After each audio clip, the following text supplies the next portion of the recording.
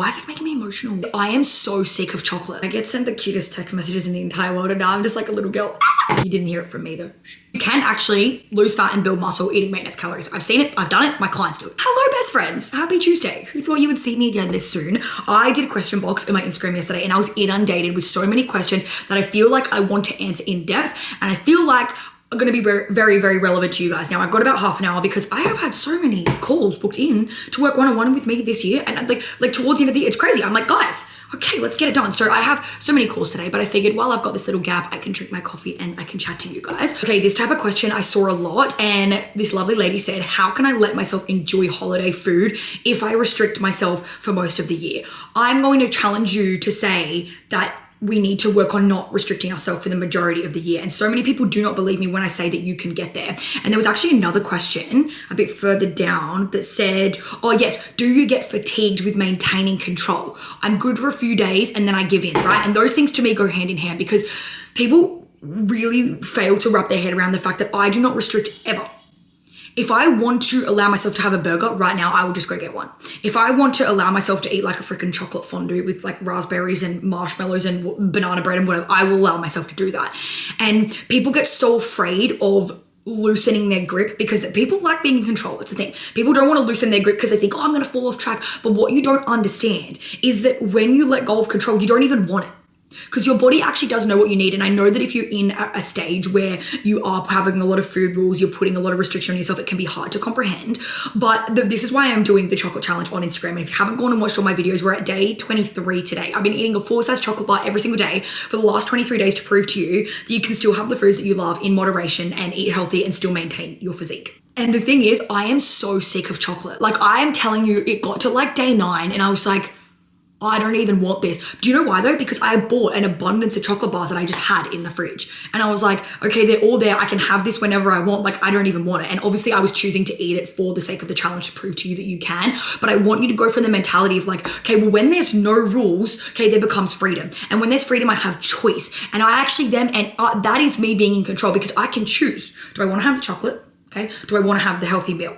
And eat, you know what? When it's me, I'm actually choosing both. Because I know that those things can coexist. And the biggest thing is we can try and convince ourselves of all these things and whatever else, but you have to understand that sometimes when we're in a state like that, it's very, very emotional.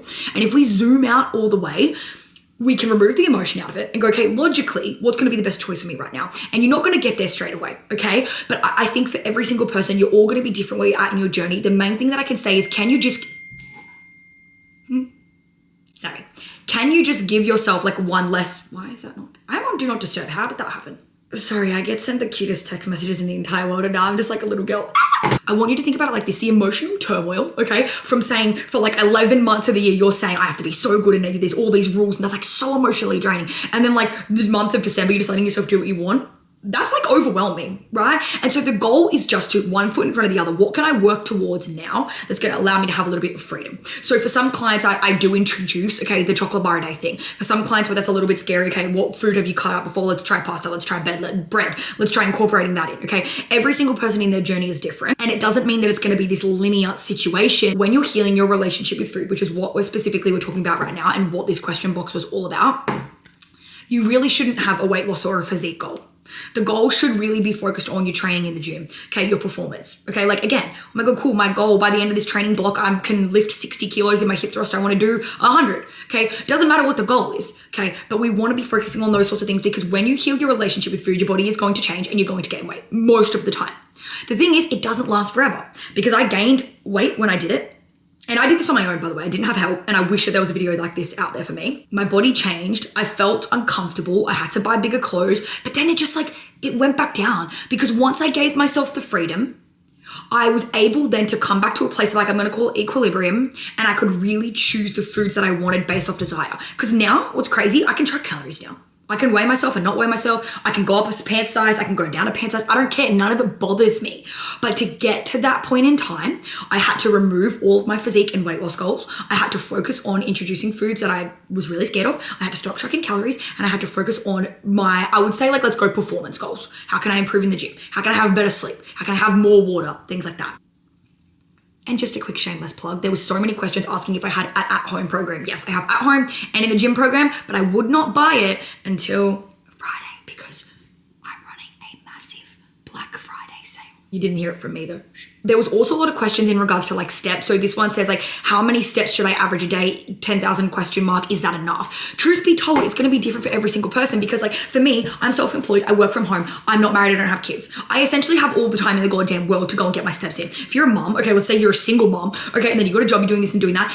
And imagine you sitting down, you're not going to have the time to be getting 20,000 steps a day, are you? So the goal would be, look at what you're doing average now. Your phone will tell you, if you have an Apple Watch, you don't need to buy an Apple Watch. There's like pedometers and stuff that are like super, super cheap. You can buy them on Amazon, right? Have a look at what you're doing consistently over the space of a week. What's your average over a week? And let's say average per day, you're getting 2,000 steps. I would then set you a goal of being like, okay, for the next 2 to 3 weeks, 4 weeks, let's aim just to get 3,500. Because where people go wrong, and they get this wrong in nutrition, like fitness everywhere, is they go from 0 to 100. They're trying to go from 2,000 steps a day to 10,000. That's overwhelming. That's a lot. That makes it feel like unachievable. We want to make our goals achievable. And this is where a lot of you guys have got to sit back and go, I need some patience, okay? I said it in my reel that I posted today.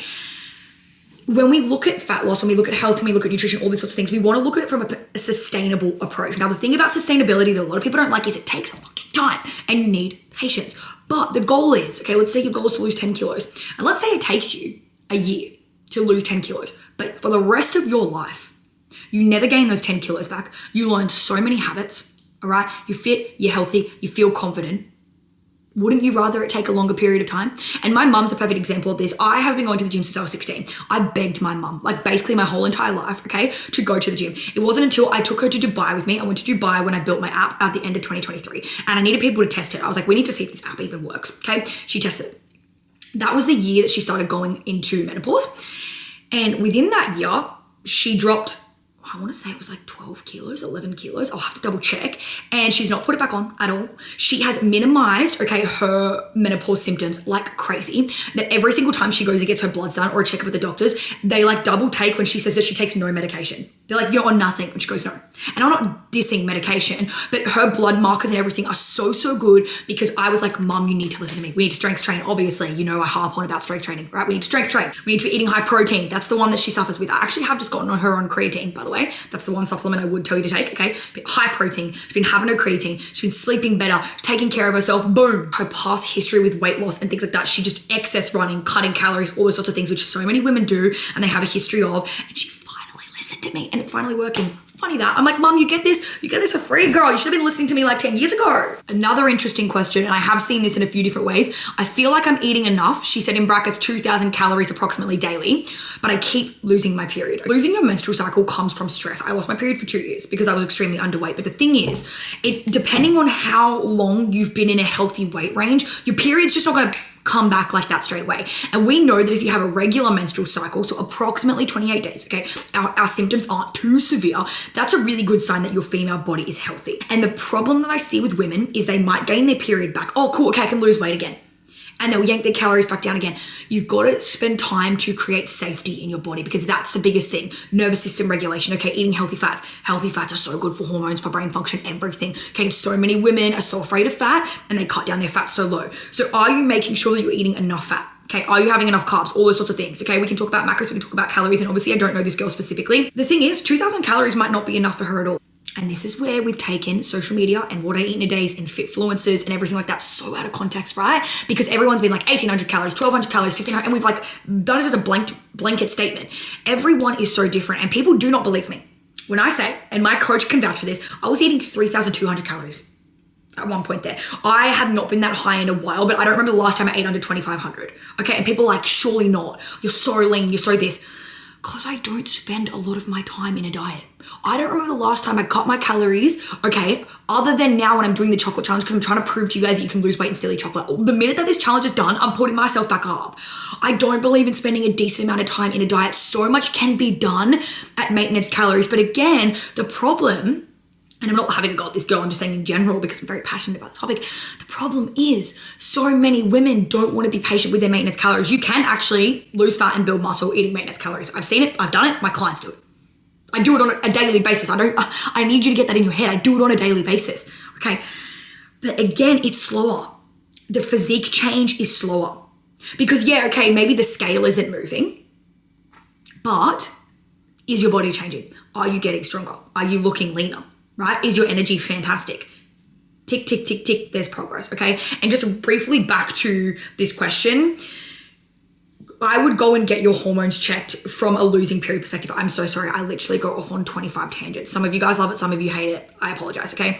I would go get your hormones checked. I would go talk to a GP. Obviously, I'm not a doctor, okay? I really need to preface that. But the biggest thing that I can say is eat and eat and eat and eat, eat enough for a certain period of time. Maybe you do need to gain weight to get your period back, okay? But that's a very specific question that I'm going to leave up to you, your coach, a doctor, etc. Another question that I actually answered on my story was, how did you convince yourself that your body would use that many calories? And then she just wrote EG 2000 plus. The thing is, it's less about convincing yourself and it's more about education. The more I educated myself on what I needed to fuel myself, again, for my hormones, for a regular period, for my skin, for my performance, what I needed to build muscle, etc., the more I realized like, oh, under eating is not serving me in any way, shape or form. And again, like I said earlier, it's really about it's really about removing the emotion out of it. Something that I wish that was spoken about more is the mindset side of weight loss and body image and things like that. Because I saw a TikTok today and it pissed me off. And it was someone just being like, oh, how I control myself when I have a craving. I just don't eat it. And I'm like, that's not helpful. Okay, some people do have that mentality. Absolutely. And if you do, fucking here's my hat, bro. But most people don't have that, and it's because it comes down to emotional perspective. I also want you to know, I don't think I would have been able to heal my relationship with food. Why is this making me emotional? This is a really emotional topic for me because I'm so passionate about it. Wow. Yeah, wow.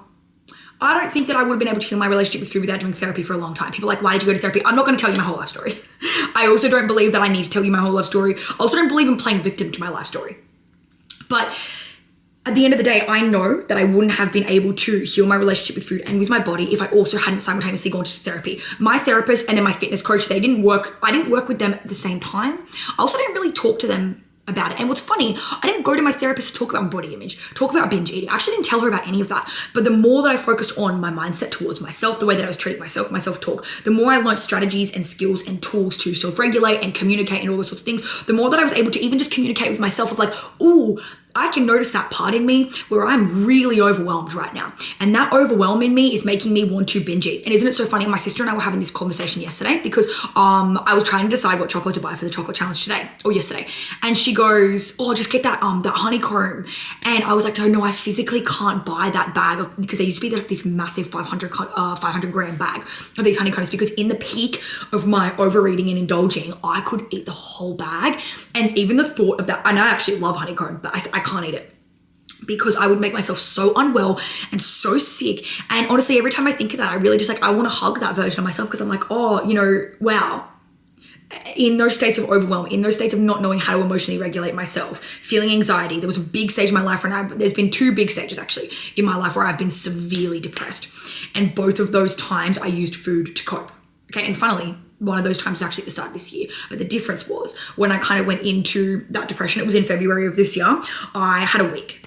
Where I was so unwell, and I think I ate cookie dough for breakfast, had some soup, right? And after that week, I remember looking at myself in the mirror one day and I was like, I know that you are not doing well, dude. I know that we want to do X, Y, and Z, but if I was myself in me, my own friend, what would I be telling her to do, right? And I was like, okay, we'd be eating healthy even when we didn't want to. And the thing is, and the hard part is, it's like when you're feeling super anxious, when you're feeling super depressed, you don't even really want to eat. But why I'm so passionate about this topic as a whole is because everybody's journey is so different. But the one thing that I've seen, I've been a coach since I was 19, I'm 26, it's been 7 years plus I've had my own journey. One thing that I consistently see time and time and time again is the mental aspect that not enough people talk about, and how to balance therapy with that as well.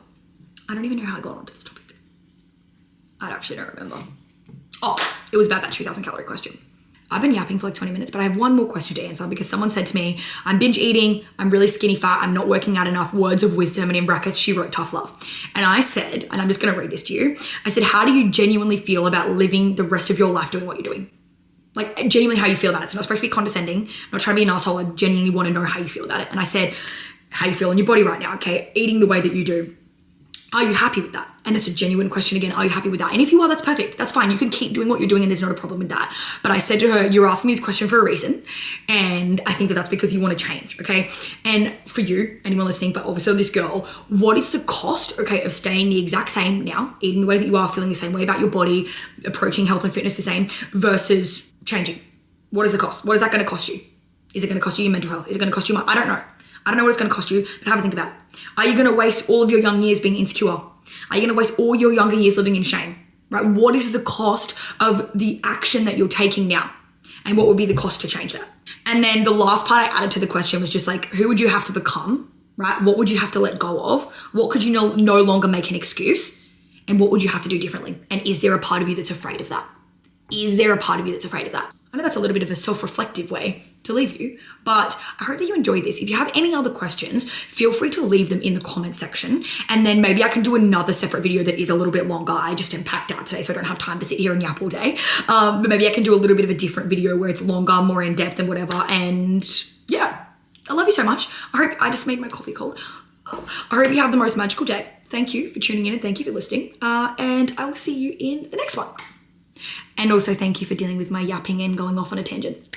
I can't help it. It's just how my brain works. So peace out. Love you. Bye.